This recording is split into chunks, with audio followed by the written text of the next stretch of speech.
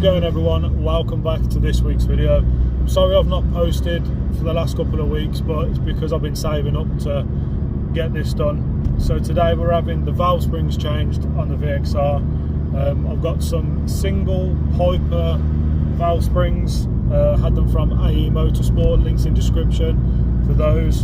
And I'm on my way over to a guy who does braking, basically brakes a lot of the Astras and Corsas.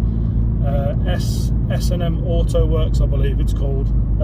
Link in description for them as well. So they're going to do the work for me because it's about 20-25 minutes away from mine, so it's nice and convenient. So yeah, I'll catch up with you guys when I'm there.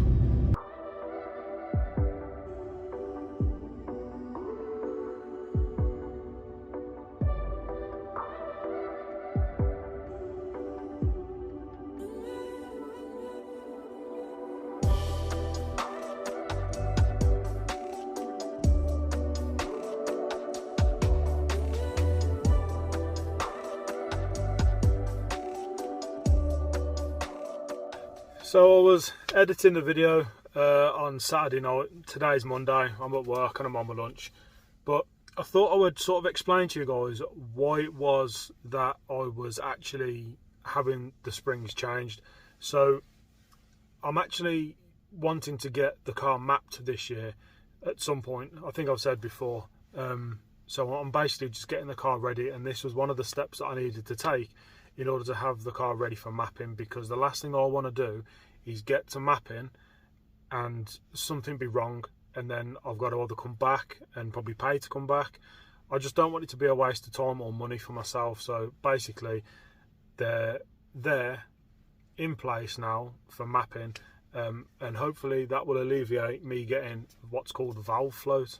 So what is valve float? Now, I've heard some mappers in the past say that valve float is a myth. Now, I think that's completely stupid and ignorant in my opinion, but that's another story. But basically, valve float occurs where, in the combustion chamber, where the valve is being pushed down by the cam, the spring sort of pushes it back up to make sure that it creates a decent seat on the one side to allow either, so the exhaust will close so that the air can come in, or the intake will close so that the exhaust can go out. So if they're working like this, but sometimes one's either bouncing or staying open too long, because the spring's lost its tension, it can't spring back up to sort of allow the cam to meet the top of the cylinder head in sort of that nice smooth seat, then obviously you're going to get poor combustion, which will hinder performance. So obviously other things as well, but basically that's kind of it in a nutshell. So having them changed and having a stiffer spring is going to be basically a lot more beneficial. And like I say, because it occurs at higher RPM, it can actually cause damage as well, you know, because obviously if the valve's not closed and the piston comes up, it can make contact with the top of the piston, which obviously can cause catastrophic damage, you know, in most worst case scenarios, but it can happen. So like I say, having these changed, it's just a preventative measure for the engine and for the performance, so that basically I can try and get the best out of the map that I can.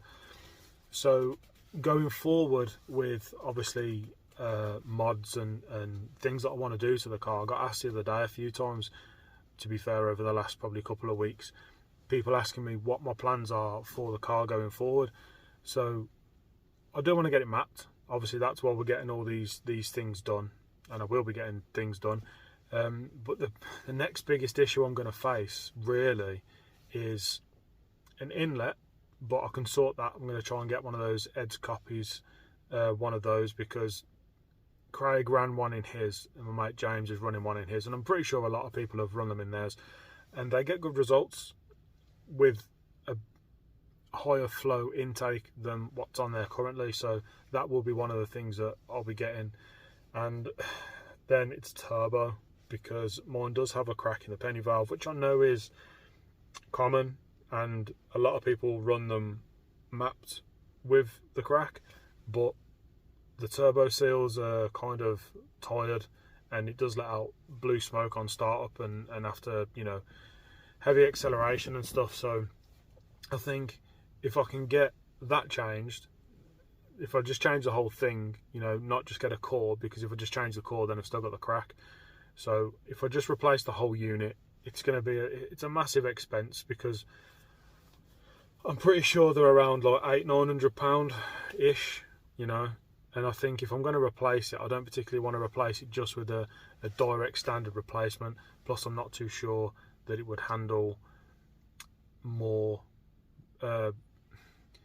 power kind of thing. I've been told that they're not limited, but they sort of sit around just over 300, whereas if you have a stage 1 sort of thing, then my aim really is sort of like 320-ish. Craig ran that in his, and like I say, James, my mate, runs that in his. And again, a lot of you probably had the same or do run the same. So basically that's kind of where I'd like to be with the car, around 320-ish. Bit more, bit less, I don't really mind. But again, if I can do all the things that I can do financially to get the car ready, then I'm just giving myself the best chance on. And I'm probably repeating myself a few times, but I just wanted to let you guys know what my plan is going forward with it. So now you know.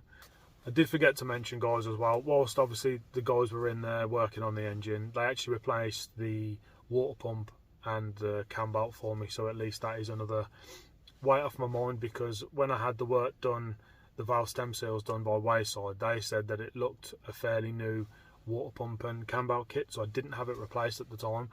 I've only probably done 15,000 miles since, but it was just one of those things where I don't really know how long that one had been on there, so now it's been changed. That's just another preventative measure, isn't it, I suppose, you know, peace of mind and all that. So guys, I'm back home now. Just want to say a massive thank you to the two guys at Vauxworks, S&M Vauxworks, sorry. They've done a fantastic job on the car.